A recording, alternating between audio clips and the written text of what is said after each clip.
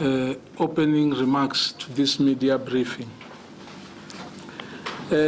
As you know, the documentary we are talking about was produced by one Pascale Lamche.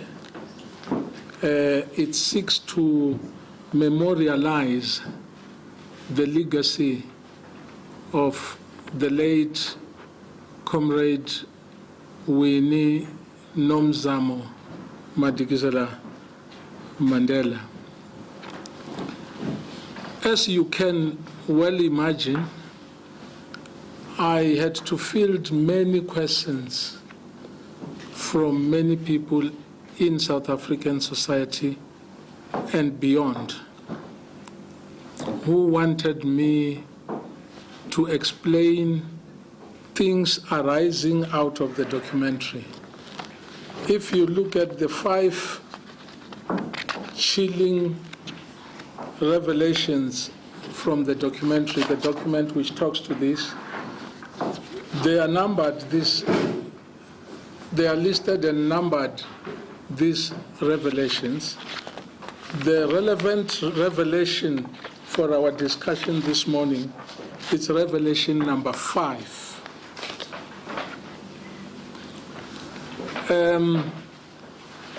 You may be wondering why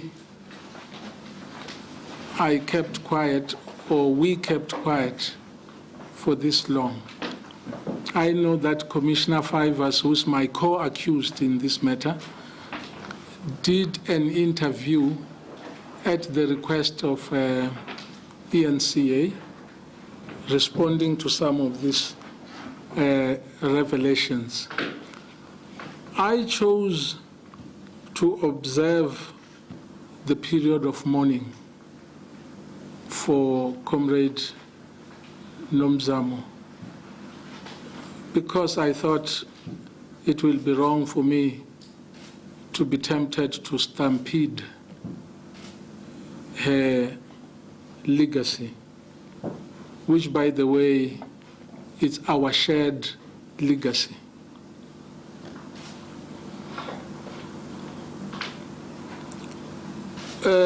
I believe that the producer of this documentary is an award-winning producer, and I know she's here. I wonder whether the people who give these awards regard issues of ethics as being of any materiality. I raise this question because, as I say, the document I gave you talks about 5 chilling revelations. You make 5 chilling revelations about people who are still alive. They are very much available. You don't think they have a right to ensure that they put forward a version which may corroborate what the other people are saying, or which may need to be compared and contrasted to what the other people are saying, which would have been a fair thing, I think, to do. This is a right I will promote and defend, even if the victim is not myself. I must also say that I received a call from Mrs. Gloria Sirobe of Wiphold. It is one of the corporate entities that contributed to the buying of this documentary so that they get the rights for it to be shown by eNCA. She wanted to know if I had any objection or any problems with it being shown, because she was told that it raises some controversial issue about me. And I said, I have absolutely no right to censor a documentary. I know that even though I was denied the right, or perhaps I was presumed deaf, because there's a lot of misinformation in the public domain, I was denied the right to participate. There are other ways by which I will be able to communicate with the South African public and the world, because I've been doing that in any case without the availability of this facility, the documentary. Now, the chilling finding. The ANC asked apartheid police to reopen investigations on Winnie about the Stompie murder. You can see I'm saying Winnie because I'm just reading directly what was said. In 1995, Minister of Safety and Security, and that was myself at the time, said that a team of police officers, including Hank Hesslinger, the dramatis persona in the documentary, must be established to reopen this investigation, find evidence linking her, Mrs. Mandela, to the assassination and murder of Stompie. And the minister promised, well, maybe I should say, this is what is being said in the document I gave you in 1995. I don't know what that document was quoting because Hank Hesslinger in the documentary, using the mouth which is his and not another person's mouth, says 1994. But anyway, this document says 1995. And in the process of talking to the team, which Hesslinger was part of, the minister said, I am a member of the National Executive Committee of the ANC, and then promised the team unlimited access to budgetary resources, which will even enable them to travel the world. Now, Hesslinger is not, even at the time of being interviewed, is not a constable who had just graduated from basic police training. A senior police officer who should know best that as far as operational issues are concerned, deciding on whether to open or close investigations, that is the province of the National Commissioner. It's not the responsibility of the minister. I know what he was describing. He's describing things that I heard about how policing used to be done before 1994. He was not describing what we did. We ran ethical governance in the Ministry of Safety and Security and in the Department of Safety and Security. He knows Hesslinger fully well that the accounting officer of that department which he belonged to is the Commissioner of Police. There was no slush fund. Maybe he still had a propensity for slush funds. We did not have them during my time in that office. He must also credit me with some decent level of IQ. Why would I say to a police officer, I'm a member of the NEC, of the ANC? What does that have to do with my relationship with him. I'm a member of the NEC of the I did not have time for irrelevancies. I really did not have that. I don't know what sensation he wanted to produce, even as he talked about that. I think he is a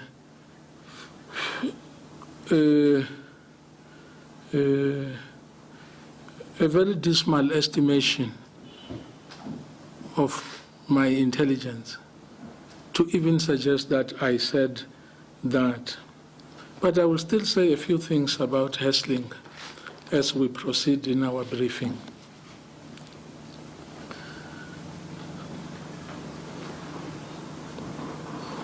Now, I went into that ministry having been deployed by the ANC, appointed by President Nelson Mandela. I knew that our primary responsibility was to transform the police force into a police service that was going to be an instrument for dealing with the challenges of crime in the country. And I knew that it was a police force because it was positioned to do things that were chilling. I think the most chilling things that you could ever come across are things that the police used to do before 1994.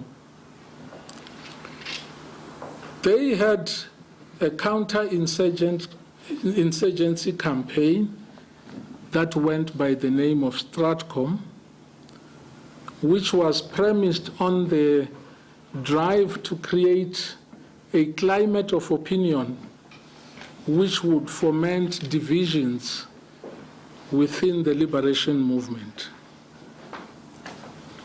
That was primarily the responsibility of specific units within the security establishment and the special branch of the SAP and the special branches of the former Bantustan police forces played that role. They wanted to reverse the tide then of the anti-apartheid struggle.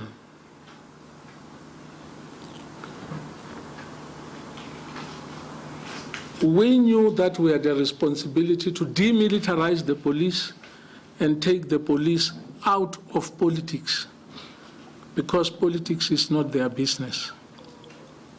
You will see in that documentary that there is one Paul Erasmus, also a police, a member of the police force then,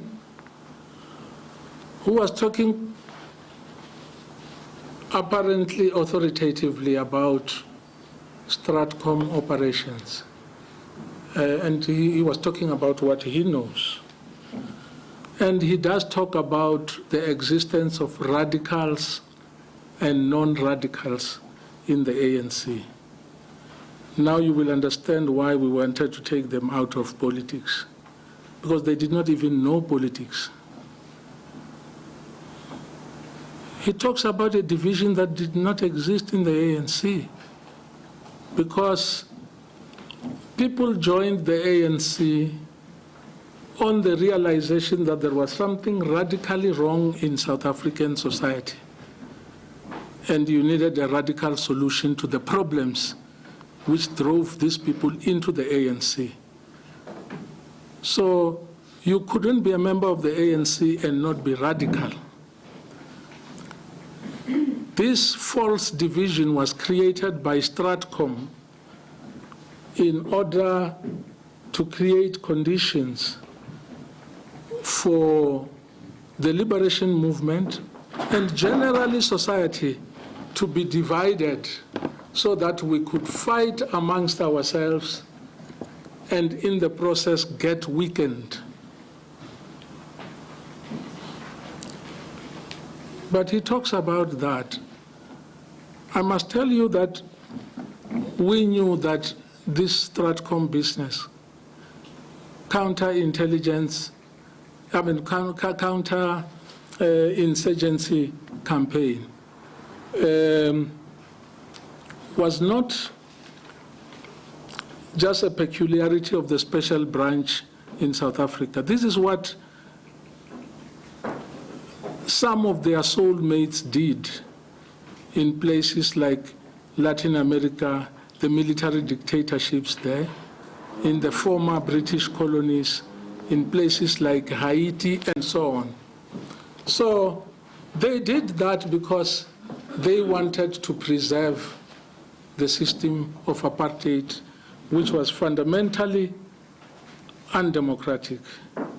So we faced the responsibility to reorientate these police officers and focus them on the task of fighting crime. And you can see when you listen to Erasmus that he had still planted himself on the wrong side of this national agenda, because that's all he was trained for many years to do. That's all he knew, that he must be looking for ways to divide the people.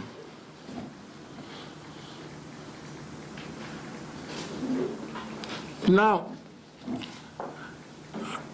I think I must share this with the public through you. It was a very difficult task we faced when we got into government.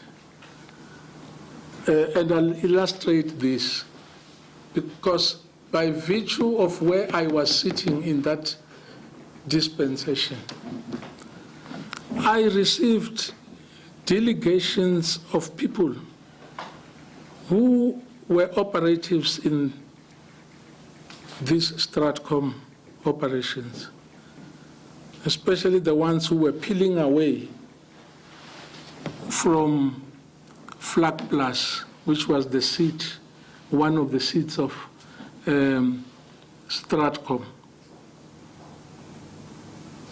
listened to chilling stories which should not be made into a toy. So even when some senior officers in the police were mobilizing against the Truth Commission, I understood what they feared. Because some of the things they did are things that they would not even want their own loved ones to know, that they are capable of such horrendous, of doing such horrendous things. So when General van der Merwe, for instance, the former commissioner of the SAP, was really leading the mobilization against people going to the Truth Commission from the SAP's and so on, I understood what he feared, because I had these insights that were being brought to us, which I was sharing with the leadership of my organization and government, because my organization was leading the government at the time. So we were mobilizing the police and other people coming from the non-statutory bodies, in our case, especially people from MK, to cooperate with the TRC for reasons which must be obvious. These ones feared the TRC.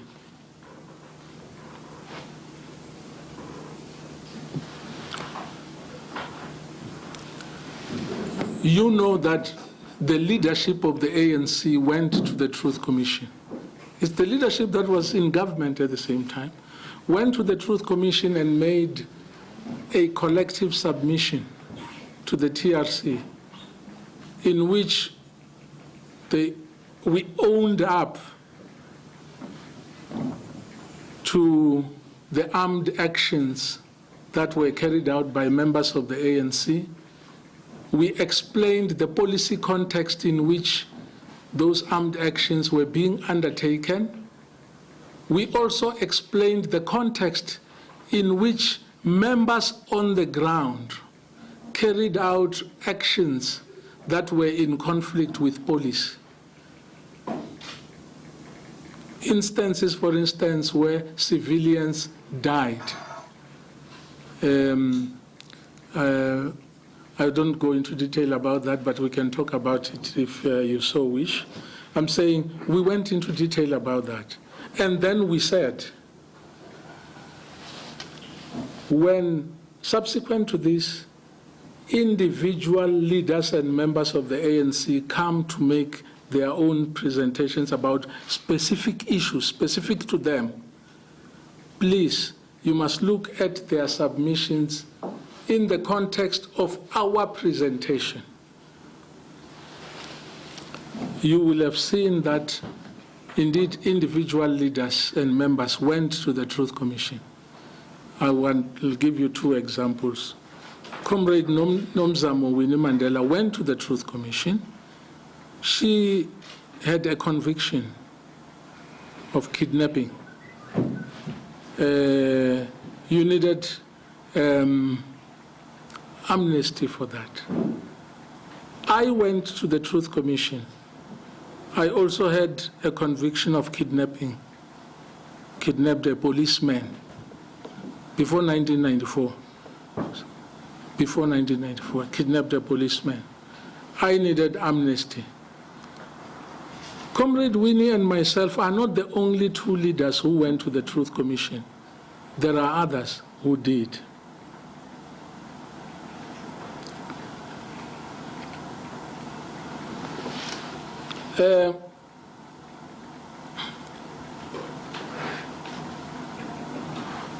Coming back to what I was saying about Paul Erasmus, the Stratcom people, including him, understood the relationship between the UDF, COSATU, and the ANC. And they understood the problems which these organizations were giving them. The intensification of the struggle in the country, their own unity at the time, because it's important to paint this context. Their own unity at the time was beginning to crack up in different directions. Intellectuals from Stellenbosch who used to rationalize apartheid were beginning to want to see the ANC. Captains of industry were also beginning to go out to Lusaka to see the ANC, which means Stratcom was losing the war. I want you to understand what they did in desperation. One of the things that they did, they killed children and women, I think 11 or 12, at a place called Kwamakuta in present-day KwaZulu-Natal. This is something that is on record. Why did they do that? Because Oliver Tambo was going to meet George Shultz in Washington. And they said, we can't lose our friend, the Americans, because this chap will convince them that he's a nice guy, his organization just has a just cause. So let's kill these children. And Craig Williamson, who was part of these Stratcom operations, actually says that we intensified our communication campaign internationally, particularly in 1987, as Oliver Tambo was touring around the world, because they were becoming desperate. So the killing of civilians on their part was not done just by people on the ground who were agitated by this or that. It was a political act. Now you are listening to these Stratcom operatives in that documentary, and you gain an impression that they cared about black lives, civilian lives. That's the impression you could easily get unless you have sufficient strategic literacy to see through these nuances, these hidden nuances.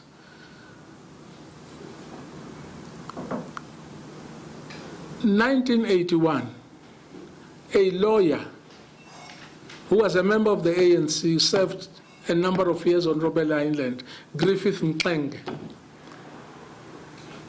is killed in Durban. General van der Merwe, who when I came in was Commissioner of Police, the one who was leading the mobilization against the TRC, issues a statement then and said, Griffith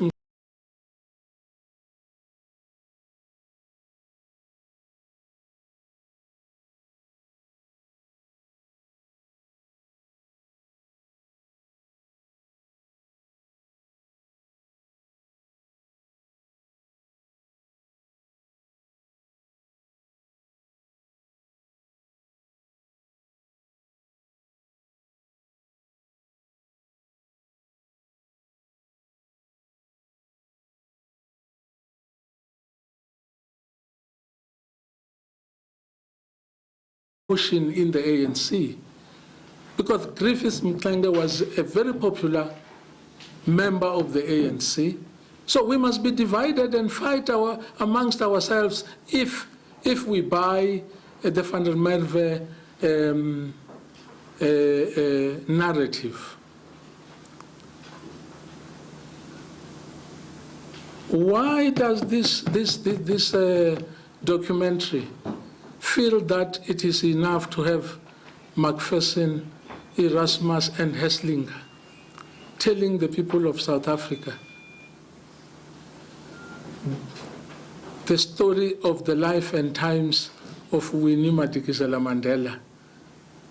And my perspective against whom they make this chilling revelation is not material to the issue.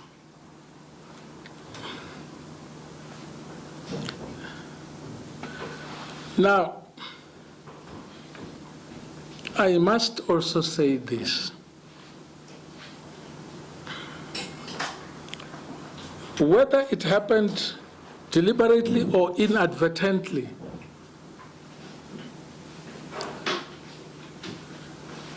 the story, in the way it is told, it assimilates Comrade Winnie's positive legacy on balance. Positive legacy on balance.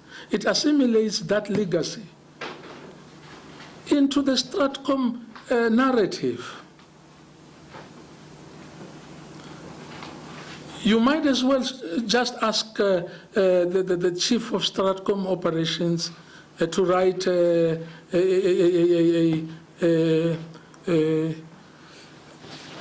biography of Winnie Mandela, if you want to approach it this way, that the views of her own comrades must be subservient to the views of Stratcom.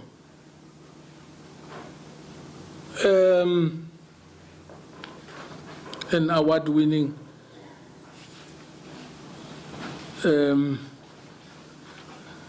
now, I need to say this because if I don't say it, although that was not my principal aim, I was dealing with the chilling allegations. There was a time when,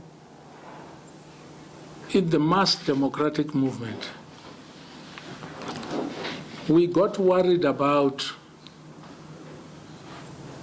things that were happening around Comrade Winnie. We had every right to be worried.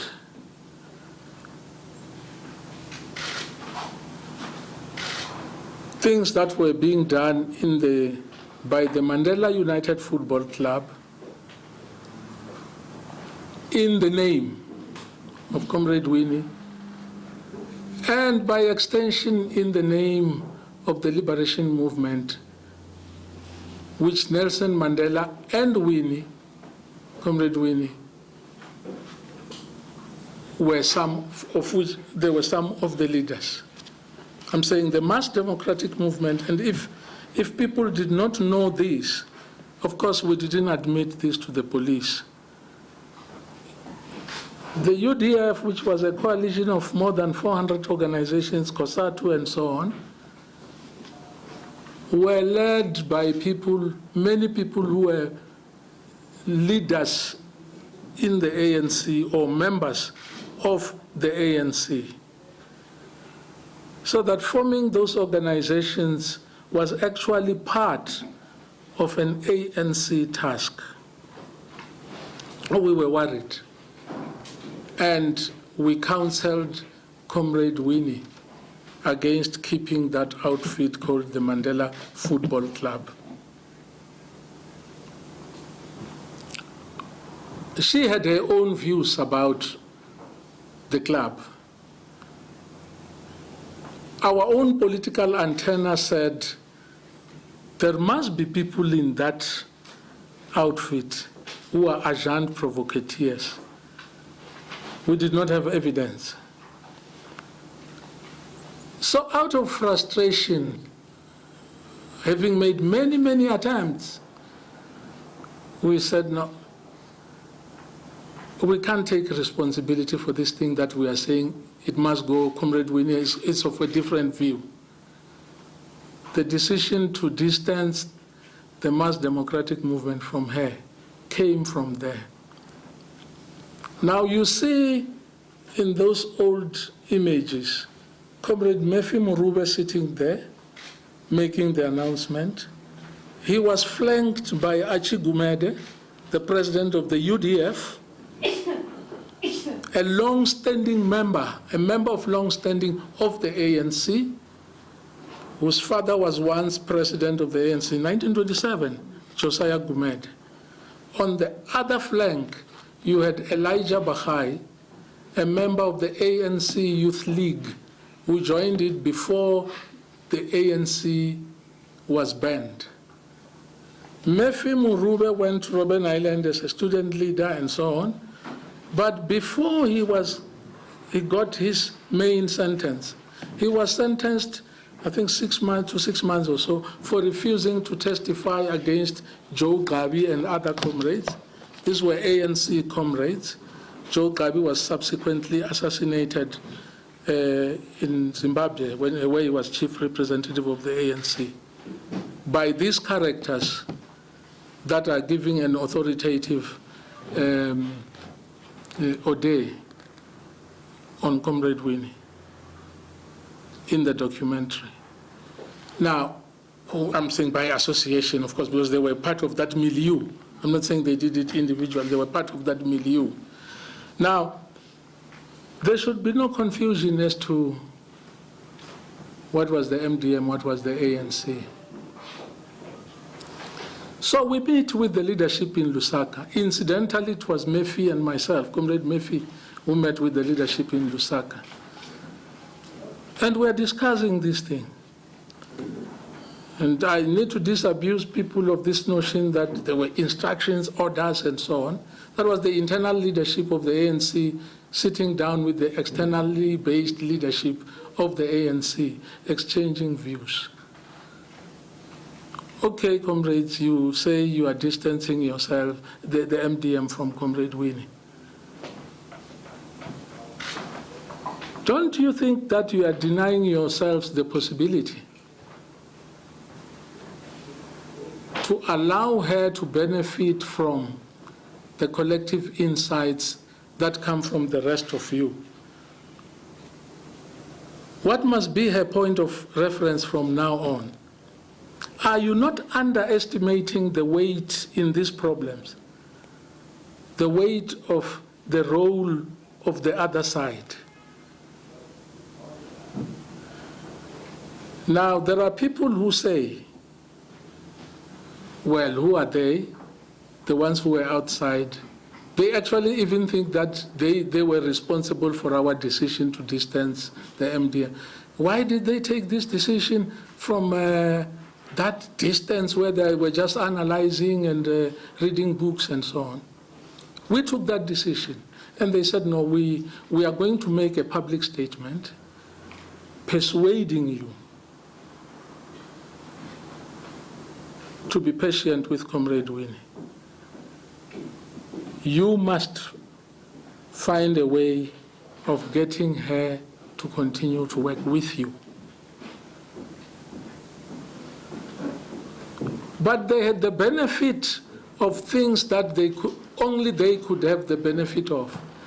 Because Dekutsie and the others, when they broke away from Flag Plus, they couldn't come to Meadowlands where I lived and say, hide me, and then I debriefed them. They had to go to Lusaka. So they understood these things that later come as confessions at the Truth Commission. That there are too many people in the football club who are serving other interests. They understood that.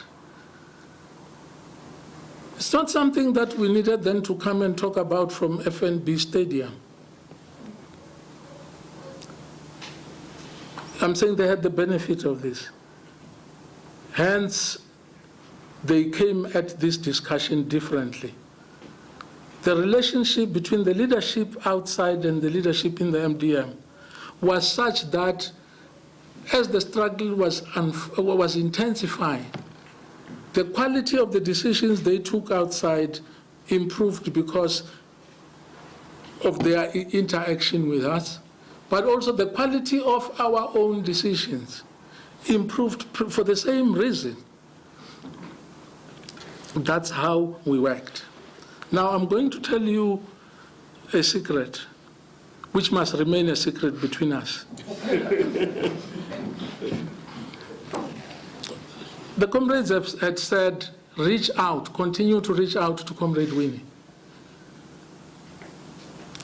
I get a call the night before we had to go to FNB Stadium to receive Comrade Sisulu, Walter Sisulu, and the other comrades who had just been released from prison.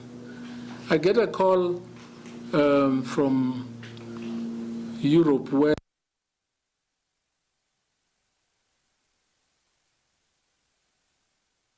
by Anthony Mungalu, Comrade Anthony Mungalu. Some of you may know him because we are no longer underground. Even then you must have known him because underground does not mean hibernation. So he calls me and he says, in the middle of the night, Comrade Sydney, how good are your shorthand skills? I said, none. He said, then we are going to spend a long time on this phone. I'm going to dictate Comrade Oliver Tambo's speech, which must be delivered tomorrow. Now, he can say must, because that was my president speaking on behalf of him, which must be delivered tomorrow. You write it up as I dictate it. So I write up this thing. And then I must then find a typewriter. I don't have one. It's something that I can only do now by working with a reliable comrade, a comrade you treasure. So I drive to Comrade Winnie's house. I wade through the people who were sitting there, the football club and so on, and I get to her. She wakes up. OR wants us to do this. She gives me the typewriter. I say, I can't type. You type. She says, I can't type. So we phone Obri Mukwena. People will know Obri Mukwena. I phone Obri Mukwena. He comes with his wife, Mali Mukwena. And Mali types OR speech. Now, what people know is the MDM distanced itself from Comrade Winnie. We are working to to get over that, I'm telling you about one of the things that happened of which I had first-hand experience. I gave you a document there which is a nomination form for national awards. You will see that, you will remember that Comrade Winnie got the Order of Luthuli in silver on Freedom Day last year. You will see that she is one of those 22 people who were nominated for that. They were nominated by me. You can see that. You see at least 10 of the people who appear on that list, or let me say, all of those comrades were with Comrade Winnie in 1967 when they set up an underground machinery for which they got arrested and then they were charged in 1969. It's a long trial. That is the generation that brought up some of us. Some of the people who appear on that list are the ones who recruited us into the underground structures of the ANC. Otherwise, we would have been playing dice in the streets, in the townships. They risked to identify people, young people, and bring them into the movement. You will see the type of motivation that is there. You don't destroy someone and then nominate them for a national award. It's an absurdity to even suggest that. So I'm saying Comrade Winnie's legacy is not a matter of conjecture, the sort of conjectures you see in the documentary. Perhaps the leadership of the ANC gave Nelson Mandela an ultimatum to divorce his wife. Our place. If the ANC were to say to me, divorce your wife, I'll tell them this is a private matter in relation to the ANC. It means you don't know your ANC if you give me that order. The ANC does not discuss those things. It doesn't discuss those things. But if you got someone not from Stratcom, the people who you are making chilling findings, against whom you are making chilling findings, to explain the ANC on its own terms, I think that would have been a good thing to do. That would have been the best way to use Winnie's life and times as a prism to memorialize her legacy, which is indivisible from the legacy of the ANC. The ANC will never claim that all it did were just a chronicle of interventions, unerring interventions. We have a legacy that will have its negatives, that will have its positives. It's our legacy. We will never disown a single element of Comrade Winnie's legacy. We will explain what needs to be explained in context. These people know what they did to create conditions for things to be done in the name of Mandela, in the name of Comrade Winnie, in order to tarnish the image of the liberation movement. Then it's either Comrade Winnie is intrinsically evil, or she belongs to a movement that is intrinsically evil, of people who are just prone to fighting each other.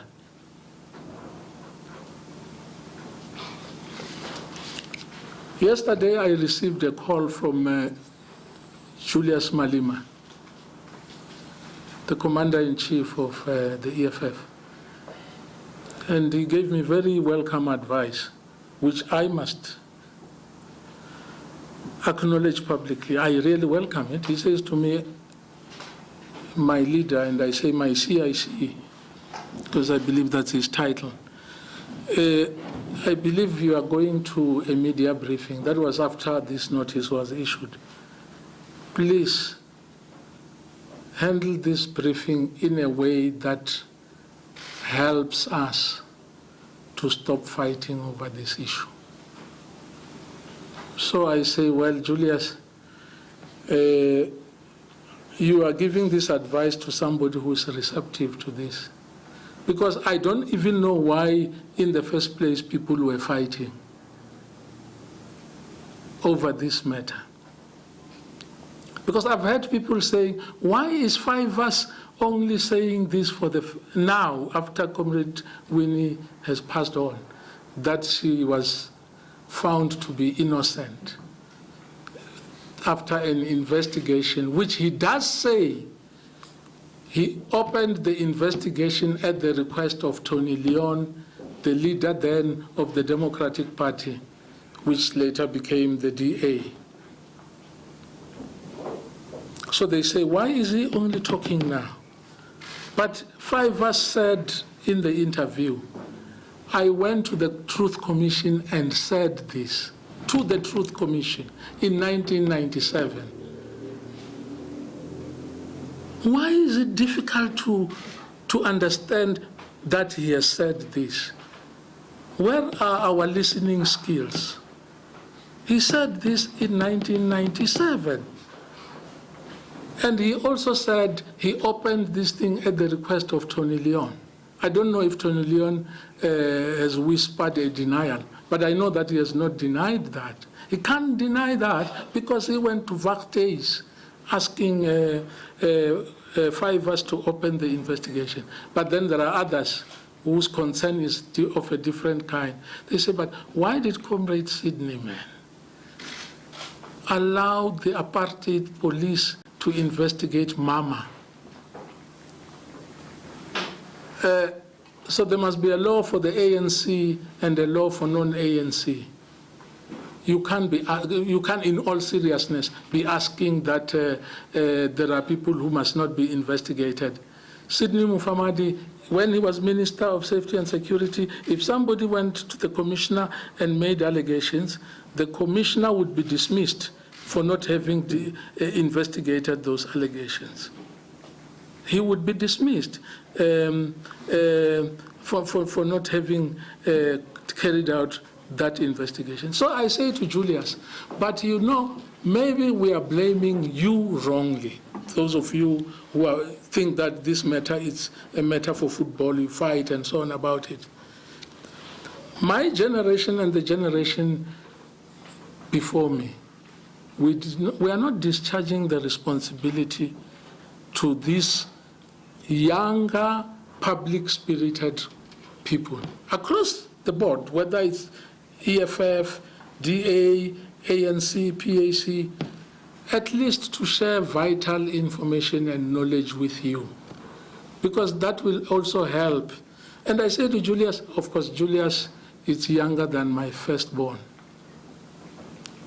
and he can't have a lived experience of the things we are talking about, the Truth Commission and so on. So his imagination must be helped through provision of information. So I say to him, we need to share this information with you, comrades, so that you can have a better understanding of the subtleties of what the other side is doing, especially those who begrudge the new dispensation. Because I know we defeated their machinations. That's why 1994 happened. They must be surprised that they seem to be succeeding now. We are fighting amongst ourselves because we are believing this thing. So it's through no fault of your own. We made an agreement with Julius that I will mobilize people of my generation and older so that we continue to engage on these things share information, because even us too, as I say, we had the benefit of being brought up by Comrade Winnie's generation. They shared information with us.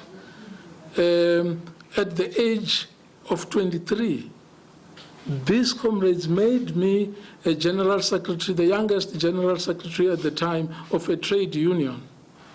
And we knew then, because of what they told us, abandon this notion that you have a right of the the right to the innocence of childhood, because you are taking big responsibilities.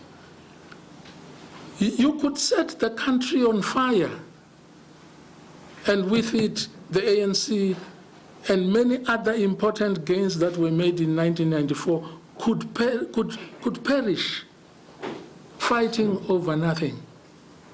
Fighting over nothing. Because Winnie, it's our own. We know her place in our movement, her place in the country.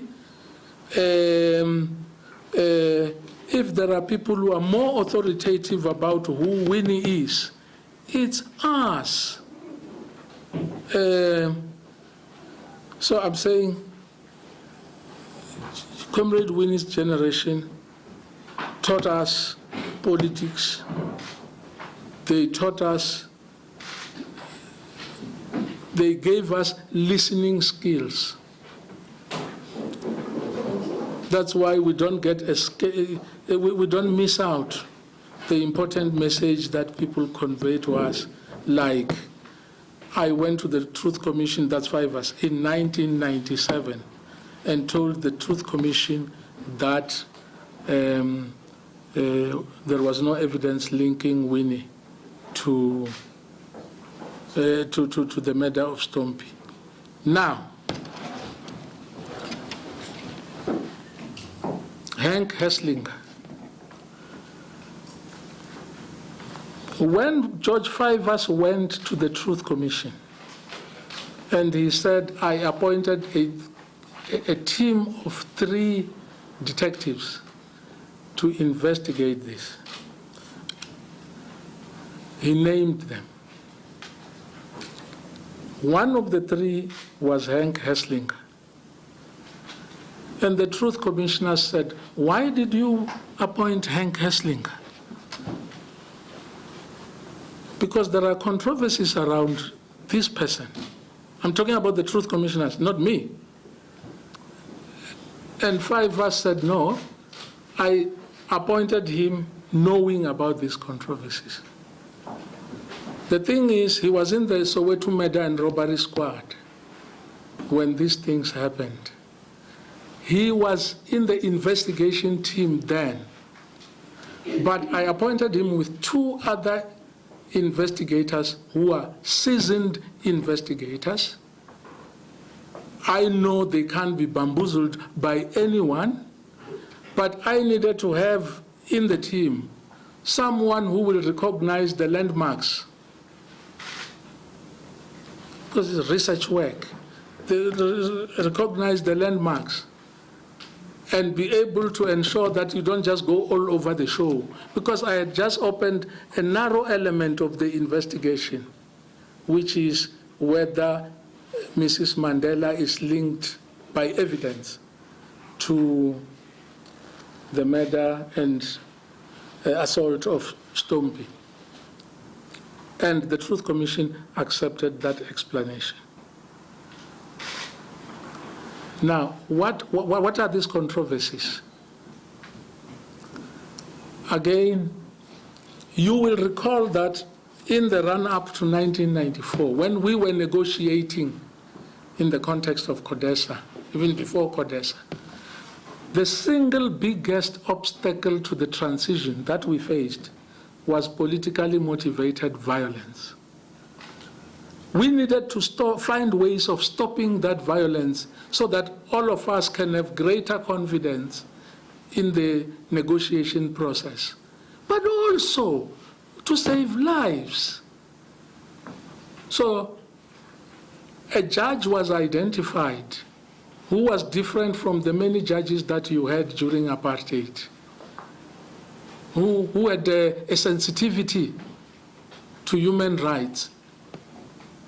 Judge Goldstone was then asked to head up a commission to investigate what is really behind this violence.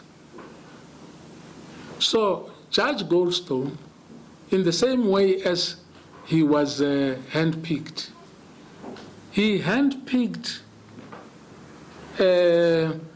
detectives from the police that were known to have done their work without fear or favor, that had solved cases like the Kwamakuta case that I was talking about, that had solved cases which were part of the Stratcom spawned atrocities. Hank Hesslinger was seconded to the Goldstone Commission unsolicited by the police. Of course, they accepted him, but some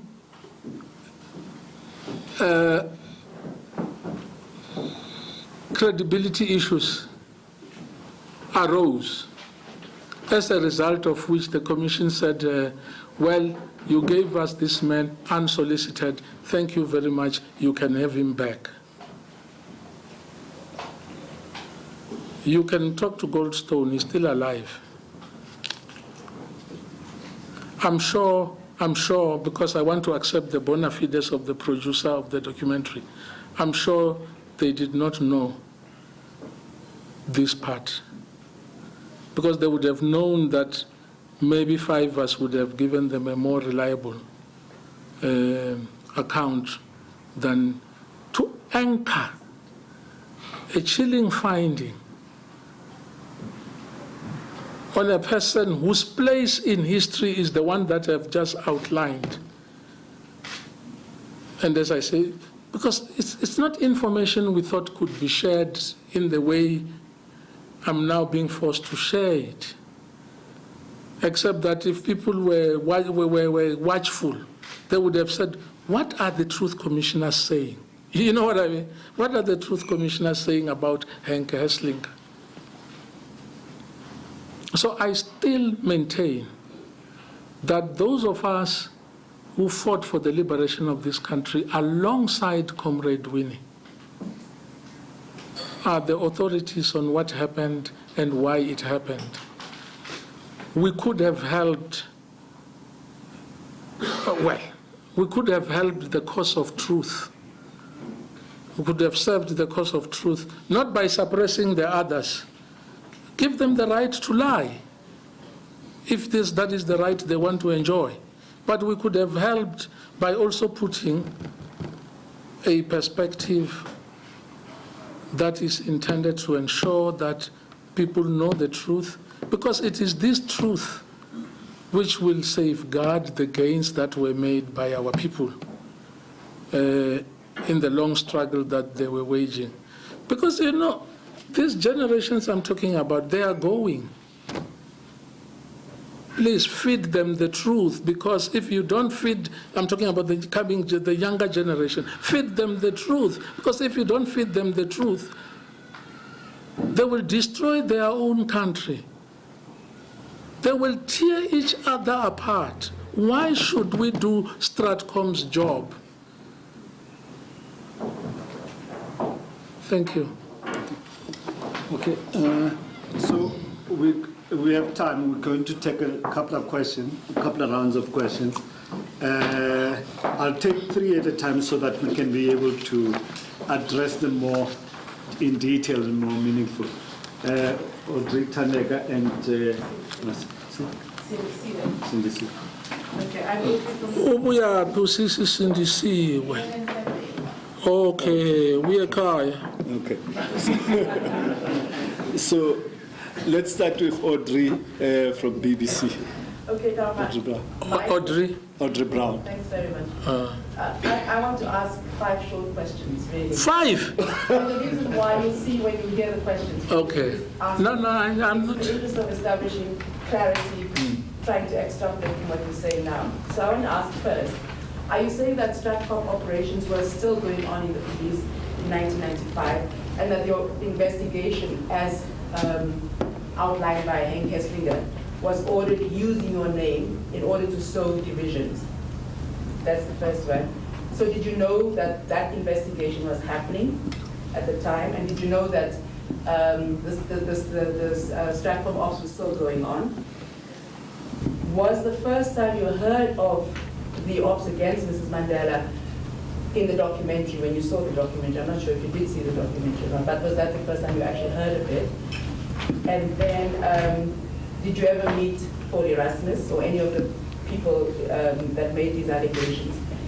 And then my final question is, I'm still not clear, did the ANC, was there an interest within government to find out what had really happened with Stompie? So was there an investigation in order to establish what was going on, not necessarily to verify or implicate Mrs. Mandela, but just to be clear about what was happening? So I want to know whether you had indeed ordered an investigation based on other premises than the ones posited by the documentary.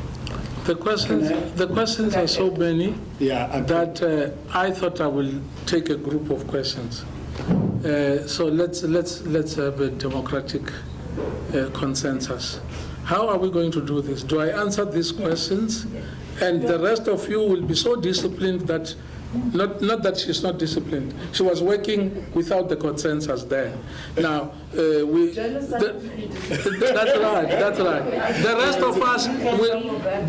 of us will find a way of making 10 questions look like one question. Okay. So that we take a group of questions, but these ones, if you allow me, I can deal with them. Yeah, Comrade Zin, I was going to say that let's deal with these ones first, and then I'll come to you, Tadek, after this. It's fine. And then, because there are many these ones. So let's, You say, or you ask, 1995, were the Stratcom operations still going on? I don't know. What I do know is that 1995, there were still people in the police who wanted to make sure that they mobilized to ensure that Stratcom operations are not brought under scrutiny. And I did say that I understand it's embarrassing, some of the things they did. You don't even want your darling to know that you are that cruel. You know, that you could do things that they were doing at Flag Plus and still come and play with your children. You understand what I'm saying? So that I know, that there were people who were doing everything in their power to ensure that Hesslinger was using my name to create. When I saw Hesslinger saying that, I said, what in God's world is happening? Why would a person lie with such a straight face?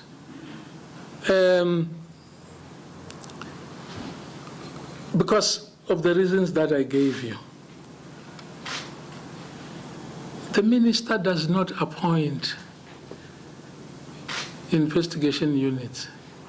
I don't know the individual weaknesses and strengths of 140,000 members of the SAPS. It's the business of the commissioner to know that. When you say, was it the first time that I heard of Stratcom operations? No. No, against, specifically within the context of a democratic police force. That the Democratic Police Force had Stratcom operations? Well, that an investigation like this could have been happening. No, firstly, I thought you were saying, was it the first time that I heard of Stratcom operations against Comrade Winnie? I did say to you, discussing with comrades in Lusaka, I was very clear that there were Stratcom operations intended to vilify Comrade Winnie in the process as a way of vilifying the rest of us, because we were part of Winnie, Comrade Winnie, and she was also part of us. Did I meet Paul Erasmus? He's not a face I've not seen before. I was not seeing that face for the first time in the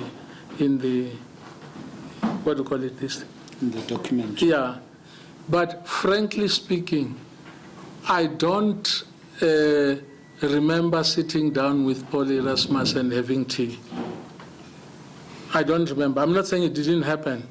You must know that in the position in which I was, I met many people. But I had always known, I had known before about him, because he had a reputation which made it necessary for me to know him. Actually, disrepute.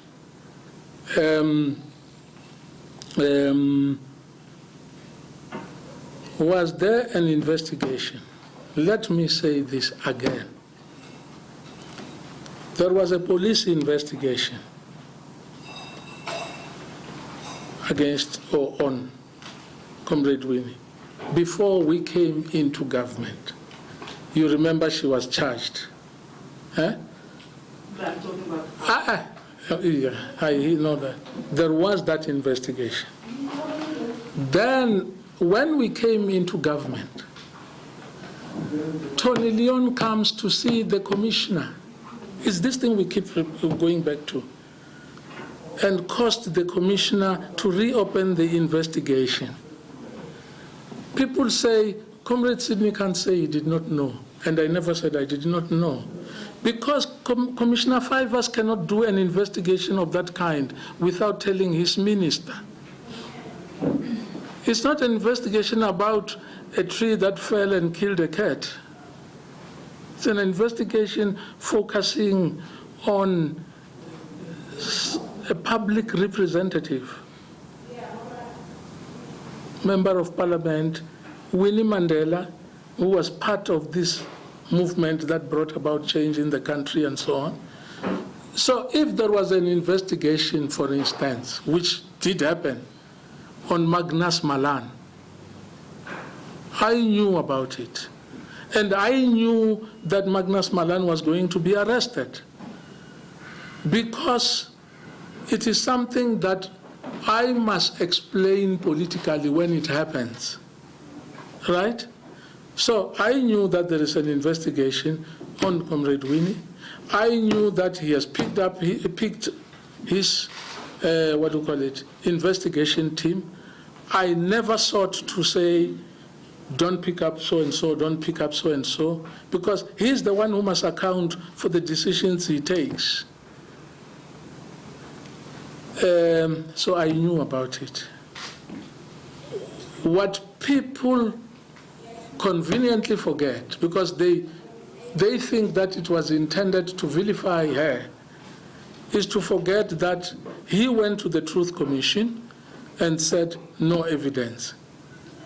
I was looking at a picture of Comrade Winnie talking to Fivers shortly after Fivers finished his testimony. They were laughing. But he says to me, she said to me, thank you very much. And now I understand why President Mandela appointed you. You are a man of integrity. And he said, no, I was not here to exonerate you. I was not doing you a favor. I was here to tell the commission the truth. But he says, she kept on saying, thank you very much. You are a man of integrity. And indeed, we knew that we appointed a man of integrity. We did not appoint these ones who were telling the world that we killed Mkleng.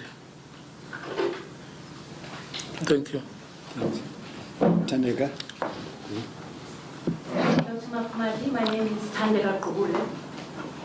As you know, I wrote the first story and I found the body of Stompie Seipei in the mortuary in Soweto. Now I stand accused of being a Stratcom spy.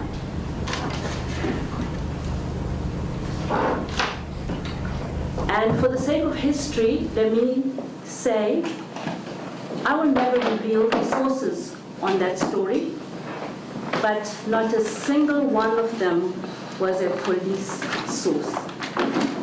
All the sources were in the church, which was worried sick. All the sources were neighbors and community members. And all the sources were members of the mass democratic movement, in which I was rooted from the age of 14. Now, I want to know, when you first sat in your desk as Minister of Police, Stratcom was a police project. And people came and they brought to you details of the operations of Stratcom. I don't seek to make my problem yours, and I will be going to the High Court to apply for the declassification of files involving myself. But did you at any stage see or hear that I or my colleagues who worked at the Weekly Mail were agents of Stratcom? Or did you just hear that we did an honest story and did journalism, investigative journalism, and we were indeed ahead of the police investigations on these matters, and we punched above our weight? Well, you've got a unique story. You also took advantage of the uniqueness of your story to ask a number of questions. I don't know what you think we do. We take the next question, or do we deal with this question? Yeah. Let's do it. Okay. Well, I think the country must thank you for what you did. You must not be deterred from being an honest journalist. I don't know what people meant when they said you were working for Stratcom. Maybe that's the first impression they had, but they have an obligation to study developments in the country. Do you know who killed Stompie? I'm not saying were you there. I'm saying, do you know? I know that Jerry Richardson was involved in the murder. No, he said he killed Stompie in court, and he said that also at the Truth Commission. Indeed. That's right. And Jerry Richardson said he himself was a police spy. He did, a registered one. That's right. You must assume that the Stratcom types knew that he was going to kill Stompie. You understand what I'm saying now? Yes. You must understand that they knew he killed Stompie because he's their person. I think these are issues we should not even debate. So you can't work for Stratcom. I'm talking now logic. You can't work for Stratcom and expose their operation. That's simple logic. I'm not cleansing you because I don't have answers to the actual questions you are asking. And I'll tell you why I'm saying so. And you also did say, I think I'm making your job difficult. I don't know why you proceeded to do so.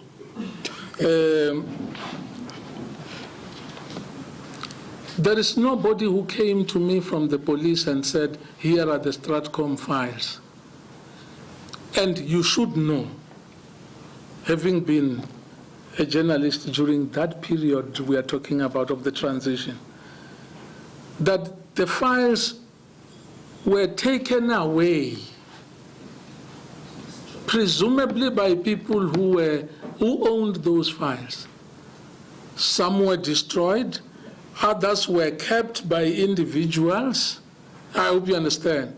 Others were kept by individuals, some of whom made them available, say, to the Truth Commission or to the, what do you call it now, to the Goldstone Commission before the Truth Commission.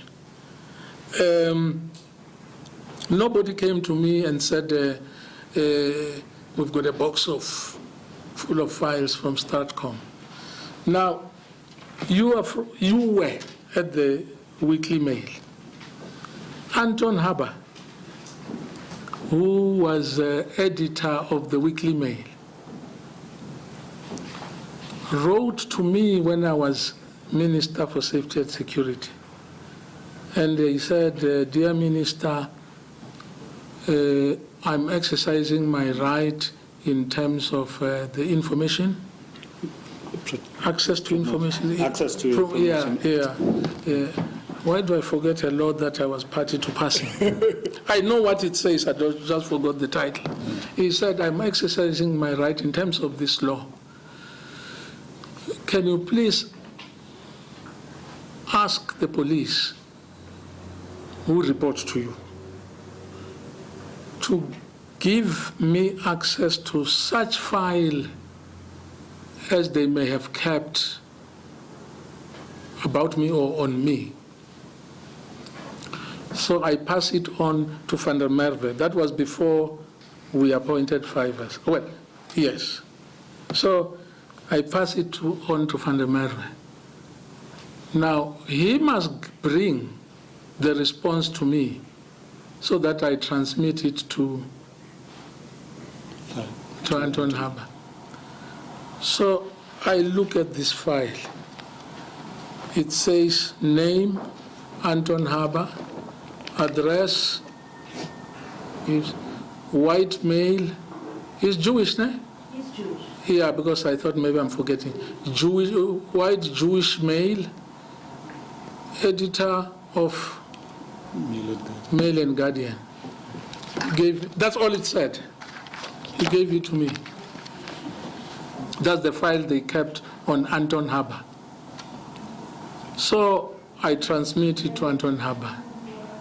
Anton Haber writes back and said, this can't be all really they kept on me. So I called Van der Merwe to my office and I said, General, he was General then before we demilitarized the police service. General, this man says this can't be all we kept on him. He says, what else does he say we kept on him? So I said, no, this is all he said. He says, he takes himself so seriously that he thought we were really just looking for him. That's all we have, Minister, on him. I didn't believe that he was telling the truth. If I said that to him before 1994, he would have tortured me. That you think you are clever, eh? You don't want to talk. But that's all he gave me on Anton Haber. Go and ask Anton Haber. Then you can understand it's part of this reluctance to cross the Rubicon. The reluctance to cross the Rubicon. The reluctance, which explains why when you go to these Stratcom people to talk to them, the first thing they look for is a lie to tell you. What lie can I tell? It doesn't have to be plausible. Take it or leave it. Thank you.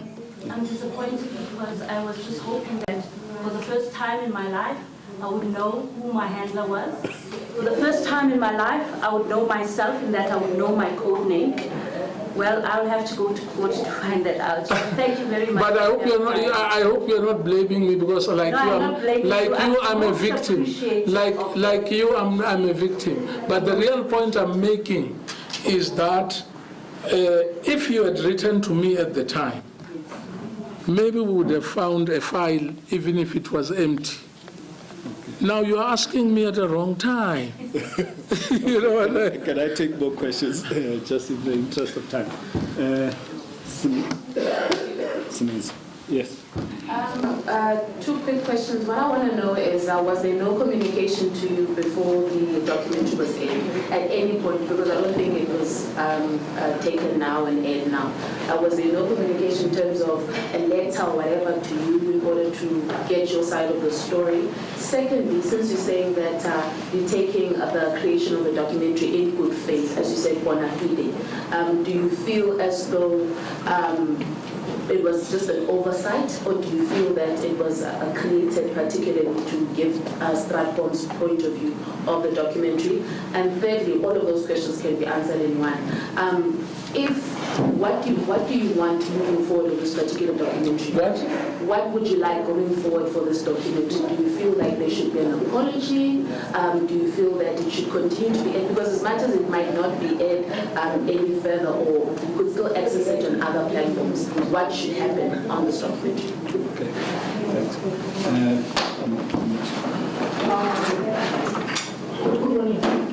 Yes.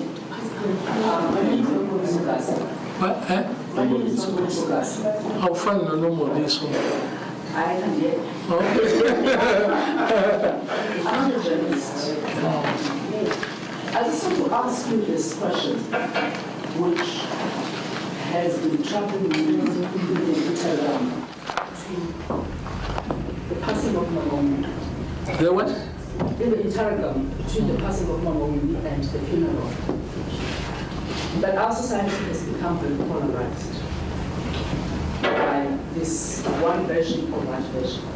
I ask you now, as my leader during UDF, what is it that you think we should do and as a people to ensure that we do not go to where we have been, to ensure that whatever positions we hold, we do not destroy people like Tandeka and others, to ensure that the lessons that we have learned and the blood that we have shared as a country is enough. What is it that you can? That's why I came to this conference. I was sitting at home and I was watching you, and I admired your discipline and your calmness. And I thought, let me come in, because I really think that what we do from now on also will be very important. Two more questions. Yes. You have a hand up. Yeah. My name is Pascal, I'm here. I'm the director of the documentary. I've got a number of questions. I don't know whether I can put them on to you now. The first question. Sorry, Right. Can you hear me? Yes. I have a number of questions, and they will come in sort of different orders, but I think they're important. I noted when George Fivers was on television recently that he mentioned a Colonel Moodley, but he did not. He mentioned that he had a personal relationship with Henk Heslinger, but he suggested that Henk Heslinger was not a member of that team that went to reinvestigate the allegations against Winnie Mandela. That was the first thing. Secondly, I know from all you say today that you have been sort of mixing up Stratcom and Soweto detective murder detectives. And in fact, Henk Heslinger, just to be absolutely clear, was not a Stratcom operative. He was a murder detective in the Soweto branch of the police force. When you said earlier that that policemen were brought onto the Goldstone Commission because they, without fear or favour, had done their job, etc. I'm just slightly troubled with the sort of sensation that I'm getting, because of course Henk Heslinger is in the film and gives testimony, or rather gives an interview to me that is central to the questions today. So my question to you firstly is, did you ever meet Henk Heslinger? Secondly, did you know he was a member of the team that were going to investigate Winnie Mandela and all the allegations against her? Thirdly, would it have been possible that a budget, a really large budget, was made available for these investigations that included a session by Colonel Moodley, a 2-month trip to the United Kingdom to investigate and coordinate things that were going on with the Baroness Emma Nicholson around the testimony of Katiza Kebukulu, who then produced this book, Katiza's Journey, that became a critical centerpiece in the damning of Winnie Mandela, and was carried into the TLC by Jerry Richardson and by Kaliswa Filati. And would it have been possible to spend over 300,000 rand in earth-digging material to try and uncover bodies in Dobsonville? This all on the accounts that Jerry Richardson gave to the team. And would you have known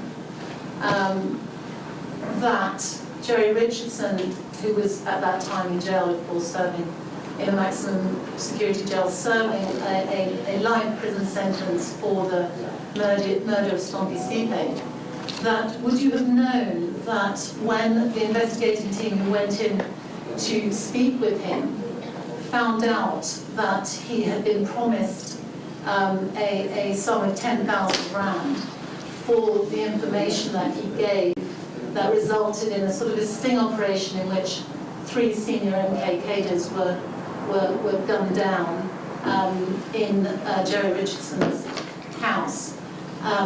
When they discovered that he hadn't been paid this money, they went back to their records, checked their records, found Who's they? True. Who's they? Henk Heslinger. Oh, okay. And a core group. But this is my question: did you know about this investigating committee that involved Henk Heslinger and Colonel H.D. Moodley, and one other that I know of who travelled to London? Is that Dempsey? Were you aware? Is that Dempsey? Yes, it's Dempsey. Okay. Were you aware of these people? Were you aware of their investigations? And then were you aware that when they went to check whether Richardson had been paid in the past and found that he had not been paid in the past, he was paid when he was in jail? And because he could not spend cash in jail, he was paid in kind. He was paid in kind, one with football uniforms, which you will see in material around the TLC. He's actually wearing, Jerry Richardson is actually wearing some of that material. Brand new Mandela United Football Club jerseys and footballs. Plus Henk Heslinger told me that they also bought him in kind an engagement ring for his fiancée. So I was just wondering... Is that Kaliswa Filati? Possibly. When I asked Winnie Mandela, she jumped to that conclusion, and it is possible that it was Kaliswa Filati here. Okay. But so I'm just wondering whether you knew of any of this, whether none of this is to your knowledge. And then lastly, I understand, but please correct me if I'm wrong, that at that Goldstone Commission, Henk Heslinger, who was part of that commission, also met you there because you were the representative. What did he do? He met you there because you were the representative of Kasati at the time at the Goldstone Commission. Is that true? Because Henk Heslinger told me that you became quite familiar with each other at that stage, at the Goldstone Commission. So that would have made sense if you'd met at the Goldstone Commission and then later, as it's suggested, as Henk Heslinger told to me when George Fivers asked him to come to the minister's office, i.e. you, of course, at that time, that you already knew Henk Heslinger because you had met at the Goldstone Commission and you'd become quite familiar with each other. So those are my questions. I hope that is not his claim to fame that he was familiar with me, but we'll talk about that. Nomboniso, I hope you won't mind if I start with these questions. Let's start with the question of Sindisiwe first. Sindisiwe will come to you because I don't want us to, because I will also lose track. These questions are too many. I do have a last question. No? Okay. Which is whether you attended Mama Winnie's funeral.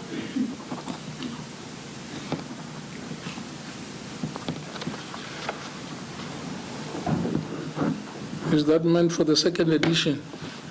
Oh, okay, well, let's talk. Let's talk. Okay. Did you ever meet Henk Heslinger? Yes. If I talk about what I remember in terms of the context in which I met him, you will be here for the whole day. I may have met him at the Goldstone Commission because I headed the peace desk in the ANC. I'm the one who was coordinating the work, not just of the ANC, but of the Tripartite Alliance, dealing with issues of politically motivated violence. So I may have met him there. There was nothing outstanding about him if I met him. That makes me remember that there was a mutual familiarity and maybe mutual attraction. Did I know he was part of the team? I must tell you, sitting in that position, there are many, many teams that were formed to investigate various things. I left government 11 years ago, right? 10 years ago. So if you woke me up at night and said, do you remember this? Do you remember that? I wouldn't immediately remember. Even Heslinger, assuming he was genuine, in your documentary, he says 1994. Yeah, so I say he's talking about Father Merve's time. No. No, I'm saying. Yeah, and he said, no, later he said, I made a mistake. He did make a mistake. I removed something in the editing because in 1994 he explained that he became head of the murder squad in... No, but I'm saying he said he was called to my office to be instructed to investigate in 1994. So I'm saying if his memory would need to be assisted, that applies to everybody else's memory. Now, I'm saying this to make the point that I saw also that Fivers was mixing up things in the interview. But he does say Heslinger was in the team. We'll talk about that. Now, I'm also saying to you, I'll repeat this about this large budget. You don't go to the commissioner and you are given a large budget to do an investigation. You go to the commissioner and you are told, please investigate this. You go and work out your investigation plan and cost it. I mean, that at least you must accept that we are one of the better run governments in the world. We wouldn't just say there is money in the back pocket of the minister, give it to these guys, they are nice guys. So you make a case for a budget. I thought you were going to talk about 3 million rand. 300,000 rand. No, that's just one element. That's Okay. But the point I'm making is, Katiza Cebekulu was taken out of the country, isn't it?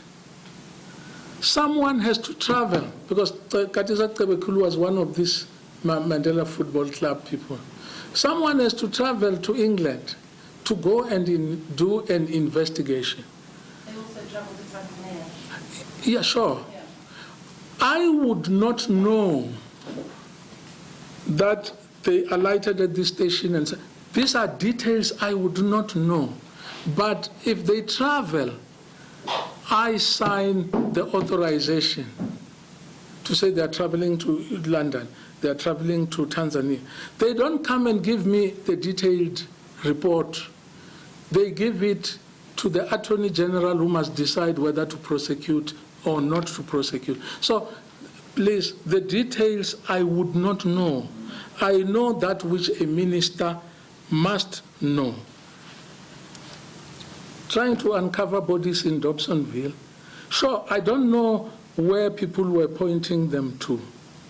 That you can see, it's an issue of detail. But if they followed the details that, they followed the routes that were being pointed to, I think they were doing a good job. Jerry Richardson in prison. Or maybe you say I mix, what do you call it, Stratcom and murder and robbery squad.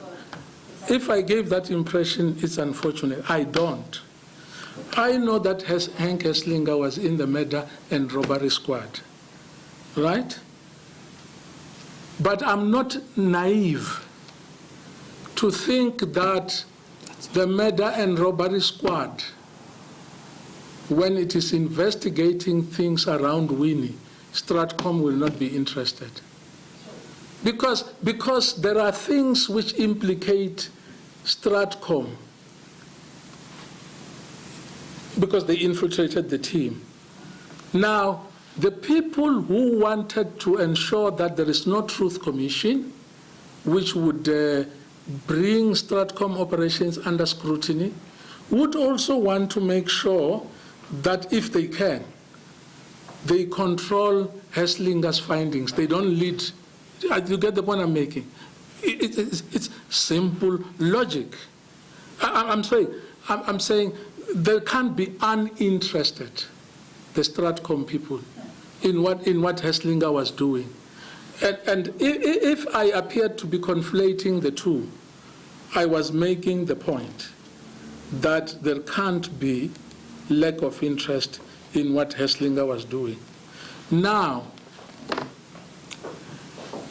Goldstone was not looking at the work of the murder and robbery squad. Well, they were investigating. No, I'm saying, yeah, but principally, you were dealing with the issues of politically motivated violence. No problem to bring in competencies in that investigation that are relevant, including murder and robbery detectives. But I'm not saying I question Hesslinger's credentials. They were questioned by his peers there, not by me, in the Goldstone Commission. And I say, go and talk to Goldstone about it, or to the other people who were his peers there. Jerry Richardson, he is in prison.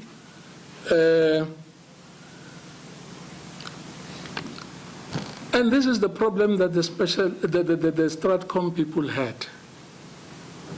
Because when somebody is in prison who was part of these things, and you have people outside who do not want to go to the Truth Commission, they fear that there is somebody who might want to talk.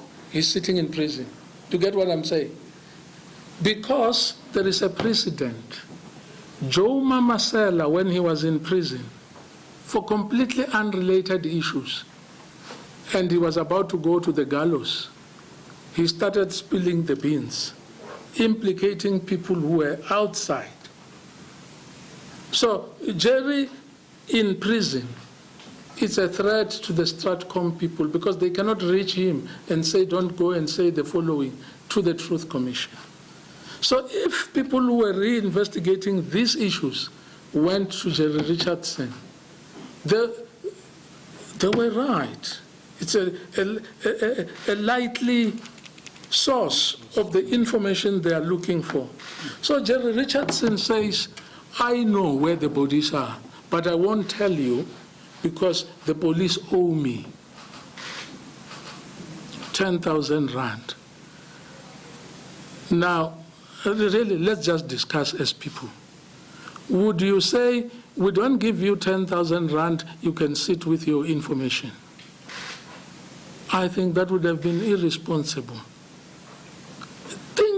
Think like the... So you did know that? No, I didn't. I didn't. That... You did know that he was paid for... Yeah, but what I must make this point. The police don't come to me and say we are paying an informer, because I'm not one of them. I'm a minister. I want you to go to press conferences where I sat and said so many people were arrested. I always said the police have arrested, so I never said we. You will never see me in police uniform. So they can't say to me, we are paying this informer, we are paying that informer. But I'm saying, when they subsequently said so publicly at the Truth Commission, I understood. You are sure about that? Okay. But I'm saying they did say that publicly anyway. Now, when they said so, I was not in the least surprised, because I think 10,000 rand, you can't compare it with the lives of people that were missing and their families are looking for closure. By the way, those are not the only families that were looking for closure. I'm looking for closure. Hank Hesslinger and his colleagues can't tell me what happened to my brother who disappeared in 1991. So I'm saying we are looking for closure, many of us.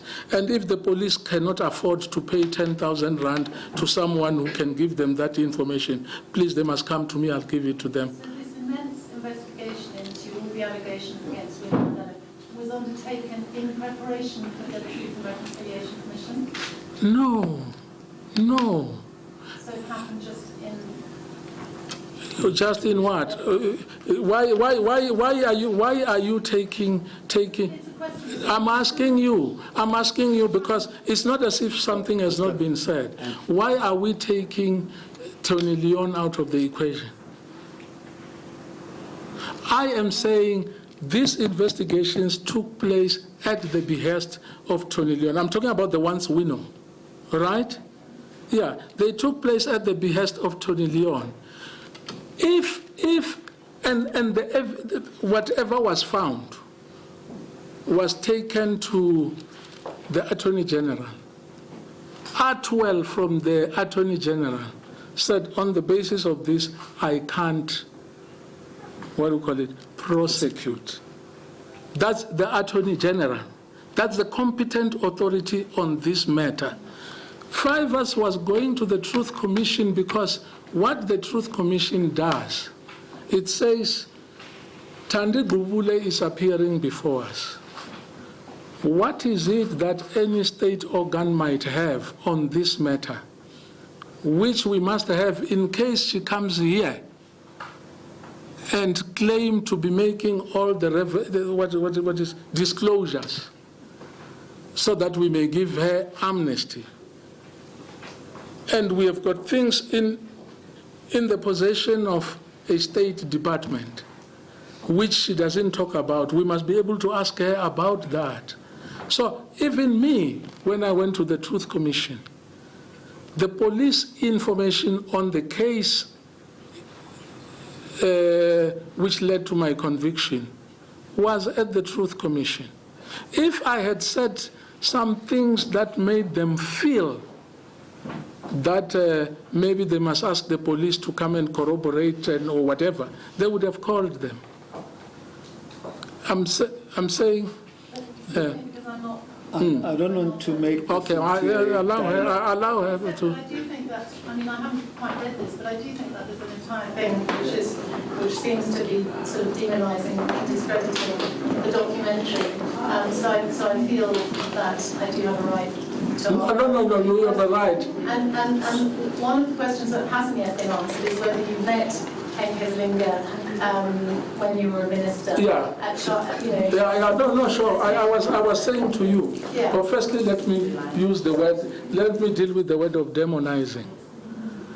I think that word of demonizing can apply to people who were not given an opportunity to deal with your chilling findings. Right? Yeah, I think it applies more there than anywhere else. The point I'm making about this is that there is a version other than the one that is in the documentary, which was not given an opportunity to be aired. But yeah, I did. I'm wondering why you say Paul Erasmus was in the documentary. He's not. Who was in the documentary? Okay, so okay. Let's avoid a dialogue. The point, therefore, I'm making is that you need to know that people's credibility, because there are people who trade only on their credibility. This documentary, it may not have been an intended consequence, is causing a lot of pain to families, to many people who were associated with the struggle for liberation in this country. You need to know that. It's not up to me to say what do we expect for the future, because it's not our documentary, it's yours. Hank Hesslinger, the contexts in which I met him include, I wouldn't remember every context, because I didn't do my work. I'm not a policeman who keep an occurrence book. I didn't keep an occurrence book in anticipation that one day I'll be asked, do you know Hank Hesslinger? How many times did you meet him in your life? We set up a cross-border investigation team. And I'm saying we. I'm not saying the police. It was the police and the political leadership, because it was a cross-border operation to deal with very sensitive operations of recovering illegal firearms and so on. And that was during, it was during Fiver's time. And Hesslinger was part of that team, which needed to be briefed by me because of the cross-border. And we were involved with my counterparts in Mozambique and other parts, I think Namibia, and other parts of SADC. So yes, I know Hesslinger. What I don't know is why he lies. That I can't account for. I don't know. No, I've talked about that. That I gave him money to investigate Mrs. Mandela. But you just said that there was a budget. From me. Not from me. I was not the accounting officer of the SAPS. Your document, in your documentary, it says I promised him money, and I'm saying I was not the accounting officer of the SAPS.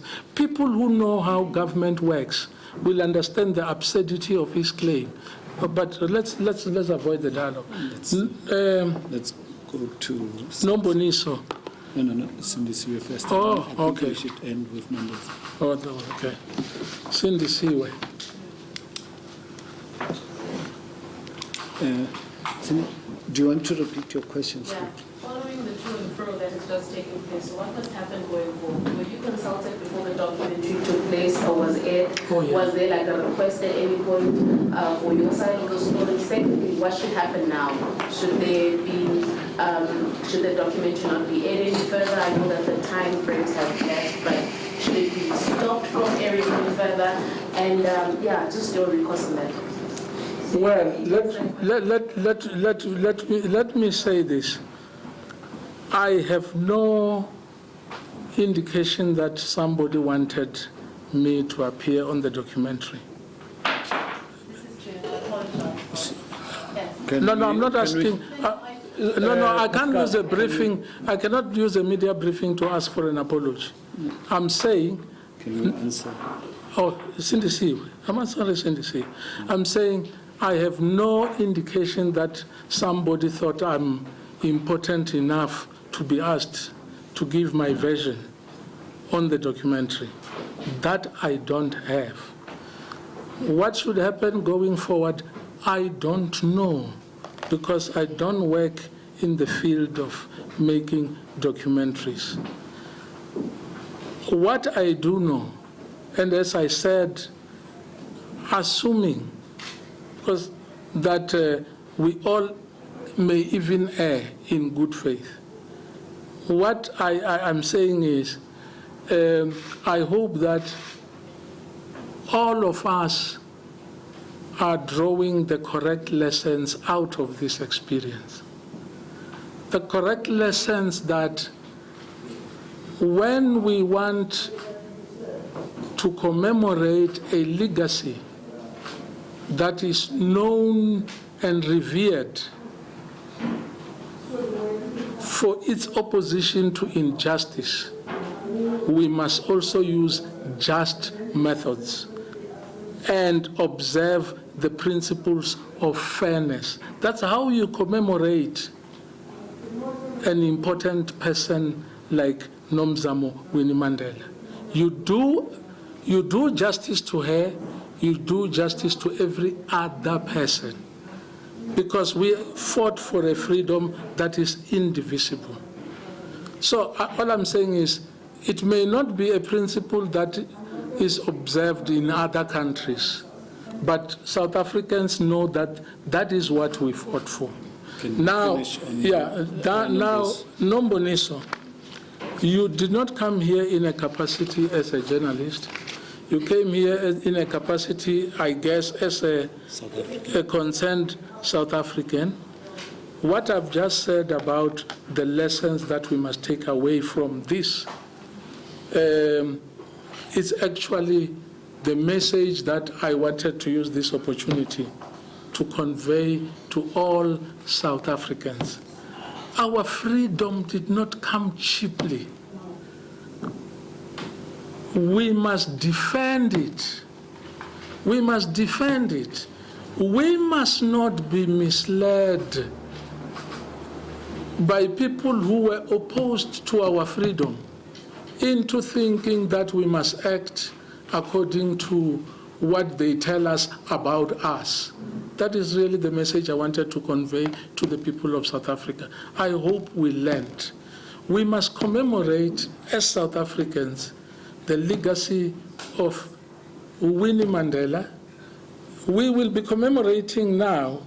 She was commemorated by the United Nations. The United Nations will join us in commemorating the centenary of Nelson Mandela and Albertina Sisulu.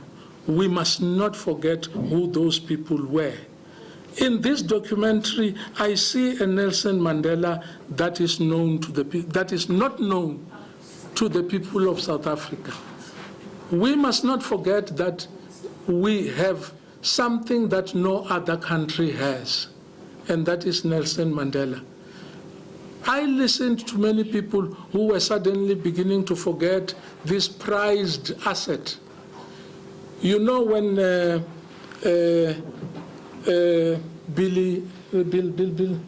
former president of Bill Clinton was in trouble with his own people in America, he asked Nelson Mandela, from a small country like this one, please come and help me. That speaks to the moral authority of what we stood for as South Africans, and we must not trade that moral authority for 30 shillings.